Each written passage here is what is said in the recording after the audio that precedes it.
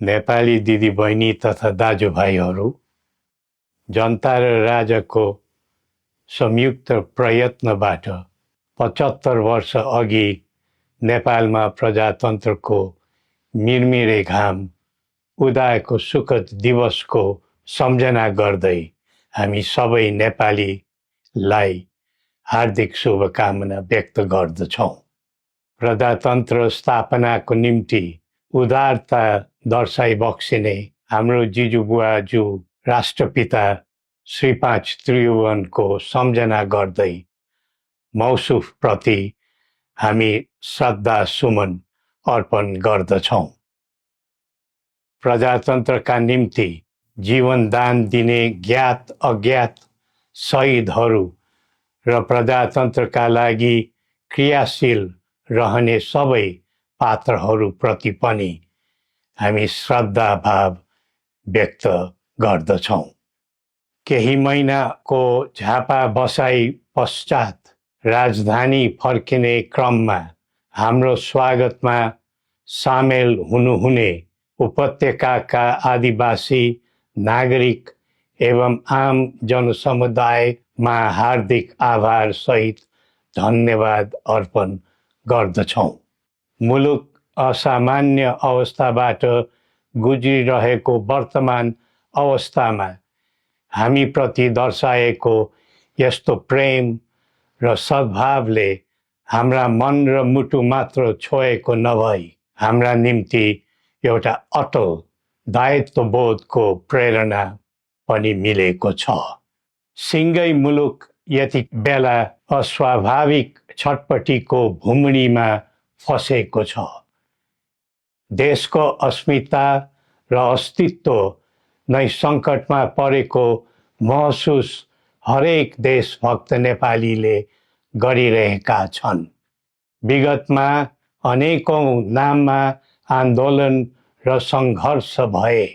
सङ्घर्षको आडमा परिवर्तन पनि गरिए, तर सबै प्रकारका परिवर्तनहरूले नेपाल र नेपालीलाई के दियो भन्ने आत्मसमीक्षा गर्नुपर्ने समय अहिले आएको छ। हाम्रो शत्रु विपन्नता र अस्थिरता हो, तर एउटा नेपालीको अर्को नेपालीलाई बैरी ठान्ने अवाञ्छित संस्कृतिलाई हामीले बढावा दियौँ, जसका कारण देश आज इतिहासकै सबैभन्दा गहिरो दर्दनाक स्थितिमा आइपुगेको छ। त्यसैले कठिन परिस्थितिमा परेको आजको मुलुकमा परस्पर घृणा र द्वन्द्वको राजनीतिमा पूर्ण विराम लगाउँदै सद्भाव र एकताको राजनीतिक संस्कृतिको प्रवर्धन गरौँ। प्रजातन्त्रमा राज्य व्यवस्था र प्रक्रिया संवैधानिक मान्यता अनुरूप चल्नु उपयुक्त हो।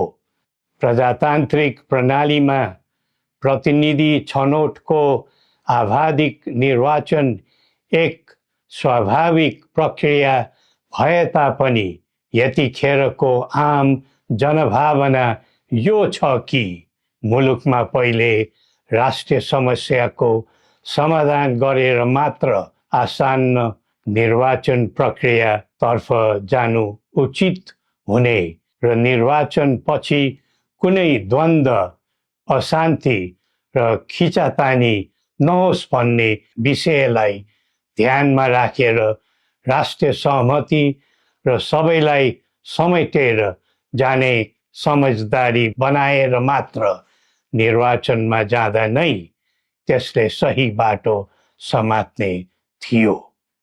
वर्तमान अवस्थामा अधिकार मात्र खोज्ने तर कर्तव्य नसोच्ने प्रवृत्ति मौलाइरहेको यस्तो दुःखद परिस्थितिमा आलो पालो भाग लगाएर खाउँ भन्ने सोचले होइन, मिलेर काम गरौँ भन्ने कर्तव्यबोधले मात्र मुलुकलाई नयाँ गति दिन सकिन्छ।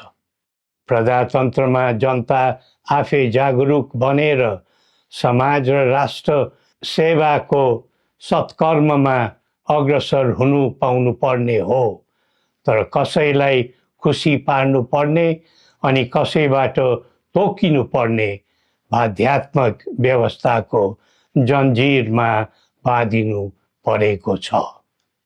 देशको भू बनोट तथा समाजको प्रकृति सुहाउँदो व्यवस्था र प्रणालीले मात्र दिगो र सकारात्मक परिणाम दिन सक्छ। आम जनताको समग्र हित हुने तथा विश्व सामु नेपालीको उच्च शिर हुने व्यवस्था नै प्रजातान्त्रिक व्यवस्था नेपाललाई सुहाउँछ। कुनै व्यवस्थाको राम्रा र असल पक्षहरू टिप्नु र राख्नुपर्छ। जुनै व्यवस्थाको नराम्रो र खराब पक्षहरू हुन्छन् त्यस्तालाई फाल्नु र फ्याँक्नुपर्छ।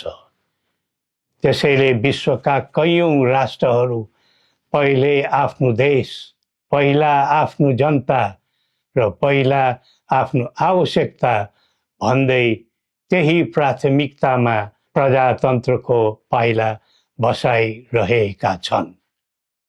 हो, हामीले पनि हाम्रो धरातलीय यथार्थमा उभिएर प्रजातन्त्रको प्रयोग, परीक्षण र प्रशोधन गर्दै जानु पर्दछ।